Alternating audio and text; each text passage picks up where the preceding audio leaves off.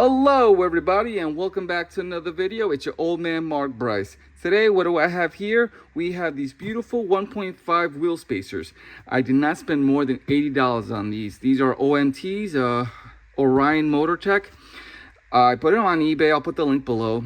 I was not going to spend over $200, $300 on wheel spacers because all I really want to do is take my factory wheels and poke them out a bit more, just because I do not want to spend too much money on these factory wheels when I'm planning on buying 22 by 10.5 rims in the future. And the ones that I have my mind on, I definitely want to get them probably at the end of this year or next summer. But this summer, I'm going to use that capital. Instead of buying those wheels, I'm going to do something else to this vehicle, so which will be in another video. So let's go ahead and just open these up on camera so you can see what I'm going to be placing on my factory wheels. Now, before I even decide to have these installed in my car, which I'll be doing on my own, I highly suggest that you guys get a torque wrench to put these on and put these to spec, because you do not want to hand tighten these and just use a regular wrench to tighten these, because in the long run, when you're driving on the expressway, these will loosen, and next thing you know, you're gonna be shaking, and this might even come out of the rotors, and you might fall, your wheel might fall. You don't want any of that. So I highly suggest, if you're planning on doing something like this, get yourself a torque wrench. Now, what I'm planning on doing is going to my local Harbor Freight. I do not want to spend too much money on a torque wrench, just mainly for this, to tighten these bad boys up, and also to tighten my wheels, so then I know that I'm confident enough to drive on the expressway with these installed. Again, I spent $80 on these, and I'm going to go ahead, take out the last two wheel spacers here. This is pretty cool that it comes with this. Make sure you get some anti-seize. Not sure if I should trust them. Again, I shouldn't even trust the brand. My first time hearing about OMT. Getting wheel spacers for $80 of this size. Maybe it's a good thing, maybe it's a bad thing. I don't know. There you go, 1.5 right there. This is made for my Jeep Grand Cherokee. It's a 2020 altitude, and I definitely want to have these wheels just poke out a bit more than they are in factory setting. All right, so let's go ahead. Now that I have all the spacers here, I am dying to install these, but I won't be able to do it till tomorrow because I gotta go get that torque wrench. All right, everybody, so let's go ahead and make that happen now.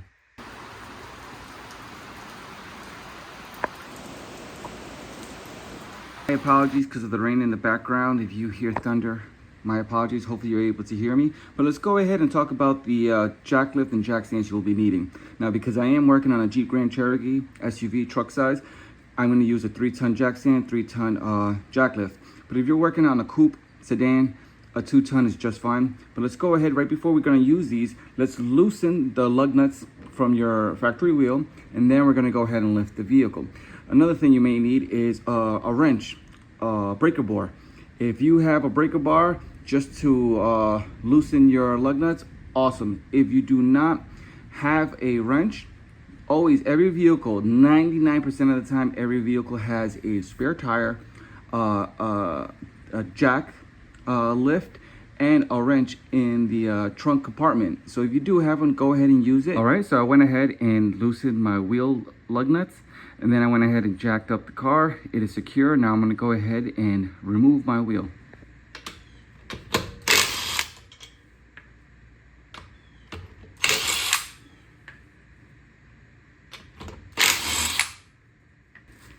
Once your wheel's removed, go ahead and get a wire brush. It helps. Just brush off any residue that's on here. Get a can of air and just start blowing it all away. So then once that's secure, we're gonna go ahead and move on to the next.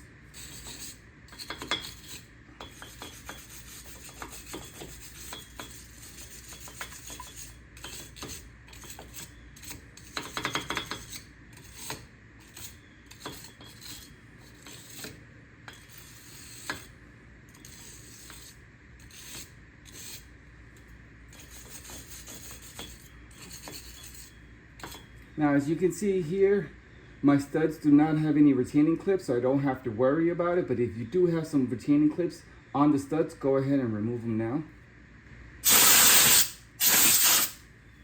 Now take your hub centric wheel spacer. This is the back of it. You're gonna go ahead and apply some anti-seize, just a small, soft layer, and just gently on the back here before you install it onto your rotor. Okay, once you're done applying some anti-seize, go ahead and take your rotor and then you're going to line it up as so. And then you're going to go ahead and take out the lug nuts from each one of these, and then you're going to apply it onto the factory studs. All right, OMT. I don't know what's going on. I purchased this on eBay thinking that these are going to fit. These are your wheel lug nuts. Well, when I remove them here from the wheel spacer, they just don't fit inside. They don't want to go inside. And then when I decide to take my lug nuts from here, which they fit, again, these are my studs, these are yours, these just go straight in. So I don't know what's going on here. I made sure that when I purchased your product, it fit a 2020 Jeep Grand Cherokee. Let me know what to do. All right, everyone, this is a follow-up video.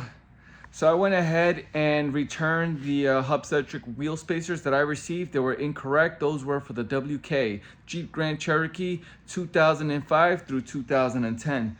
The car that I own is a WK2 Jeep Grand Cherokee. That is the years from 2011 to 2021, I believe.